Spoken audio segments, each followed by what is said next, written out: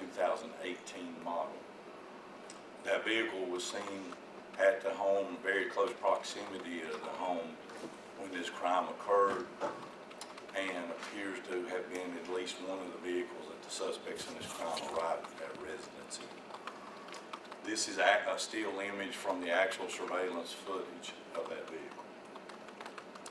A second vehicle that has been seen in the vicinity of this crime that we are attempting to identify the driver and or owner of is depicted in this image.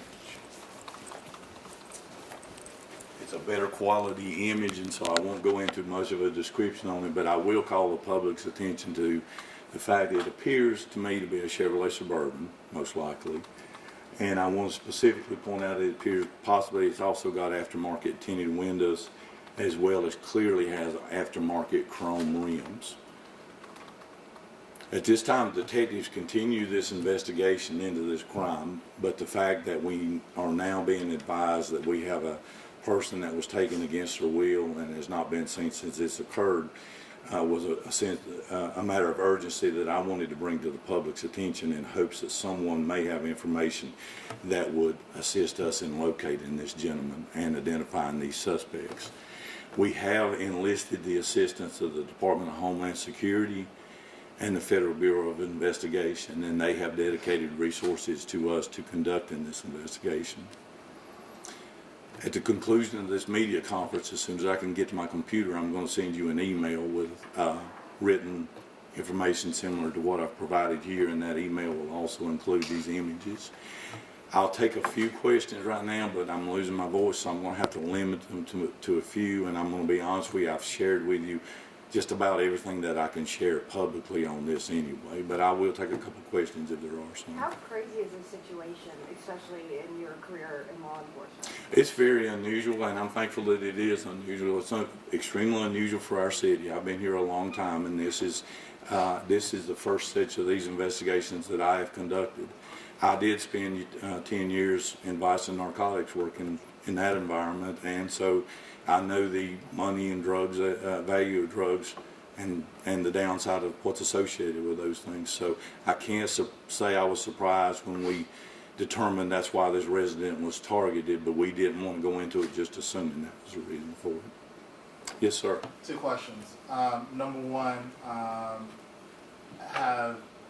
because of the investigation revealed that this is being used for illicit drug trafficking, have there been any charges filed against the victims?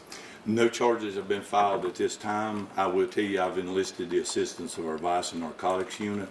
Those detectives are working in conjunction with robbery detectives and others from CID, and they are furthering that aspect of this investigation. We plan on being at that scene for some time, continuing to gather evidence. Have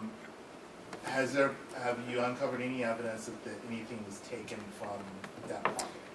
We are still investigating that because of the condition of the victims.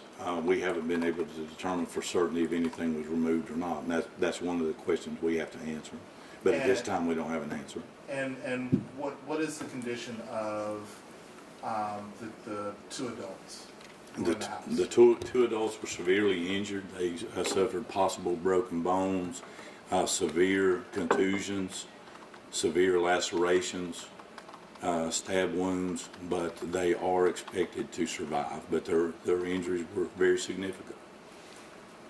And can you just speak to what the public should know out there on that neighborhood? I mean, there's some elderly people there. There's families that live up and along that stretch of road that were worried to not only hear about what happened, but I'm imagining are concerned about what they just heard. What is something that they should be on the lookout for, or they should know? I would encourage everyone. I released earlier that the way the suspects gained access to the home on this, they simply knocked on the door and enforced entry after the door was open. I would encourage you, if someone knocks on your door, determine who they are and what their business is before you open the door to them. But the message I would have to that community is this: it's not good news, but we have at least been able to determine this wasn't random.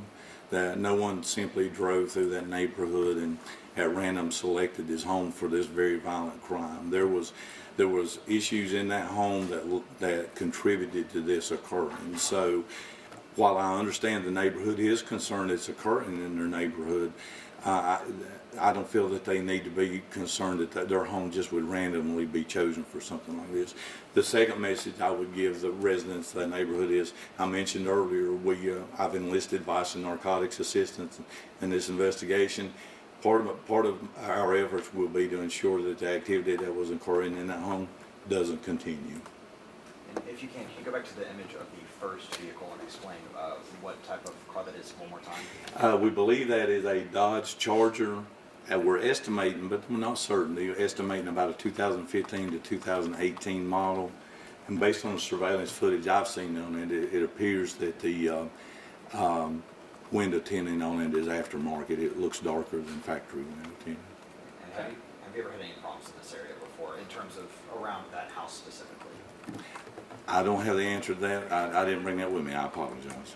Captain Holly, with the additional interviews that y'all have done, is there any update with the suspect information that y'all gave out earlier today? The suspect information, unfortunately, the physical description remains the same, and that is our suspects are described as 3 African American males.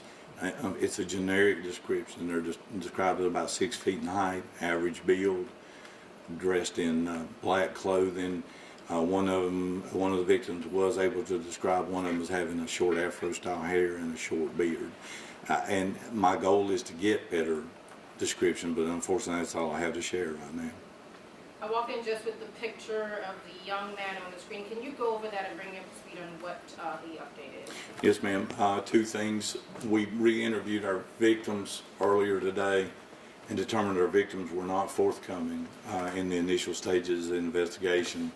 We were advised that the home was being used to store illicit drugs and there were proceeds of drug trafficking. And our investigation has determined that that is the likely nexus that led this home to be targeted for this crime. The second thing we were able to learn today, and we're advised today, that a 3rd adult male, and excuse me for just a minute, I apologize, folks. A 3rd adult male was in the home at the time this occurred.